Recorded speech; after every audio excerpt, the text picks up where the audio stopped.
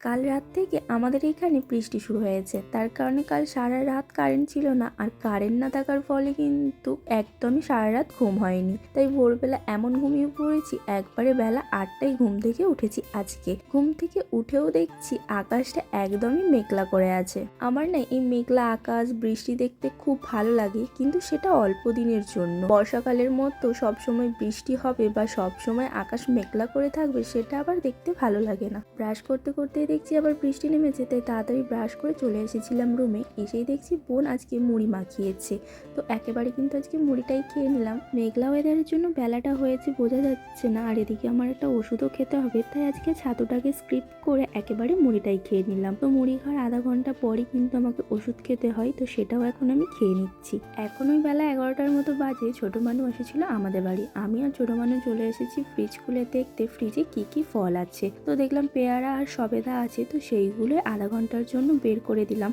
কারণ ফ্রিজ থেকে বের করে সঙ্গে সঙ্গে ঠান্ডা জিনিসটা তো খেতে পারবো না। ফলগুলো বের করে আমি আর মানু আধা ঘন্টার জন্য রাস্তা দিয়ে পায়চারি করে এসেছি। এসেই এখন বসে পড়েছি ফলগুলোকে কাটতে। এসে দেখছি ফ্রিজে যেহেতু সবেদাগুলো ছিল, সবেদাগুলো না এখনও শক্ত আছে, একটুকু নরম হয়নি। তাই কিন্তু আমি একটা পেয়ারা নিয়ে কাটতে এখন বসে গেছি। 3টে সবেদা আর একটা ছোট পেয়ারা কিন্তু আমি রেখে দিয়েছি, ওইগুলো আর ফ্রিজে ঢোকাবো না, ওইগুলো বাইরেই রেখে দেবো। আশা করি কালকের মধ্যে পেকে যাবে।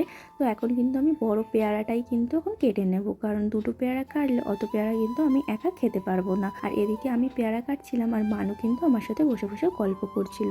ও যেই দিনকে স্কুল যায় না, ও কিন্তু সারাক্ষণটায় আমার সাথেই কাটায়। আমরা দুজনে একসাথে থাকলে আমরা যে 12-17 কী গল্প করি আমরা নিজেও জানি না। তো তারপর কিন্তু আমি স্নান কমপ্লিট করে নিয়েছিলাম। স্নান কমপ্লিট করে কিন্তু চলে এসেছিলাম ছাদে জামা কাপড় মেলতে। স্নান করে আমি চট করে খুব একটা জামা কাপড় মেলতে ছাদে উঠি না, তবে আজকে এসেছি একটা কারণে। আজকে এই ওয়েদারটা তোমাদের সাথে শেয়ার করব বলেই আজকে ছাদে জামা কাপড়টা মেলতে আমিই উঠলাম।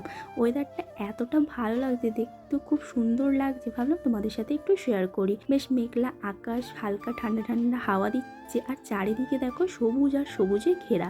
আগের একটা ব্লগে বলেছিলাম আমাদের পাশের বাড়ির ঠাকুমাদের গাছে কত আম ধরেছে, কিন্তু গত 2 দিন ঝড় হওয়ার কারণে না আমগুলো প্রায় অনেকটাই ঝরে গেছে।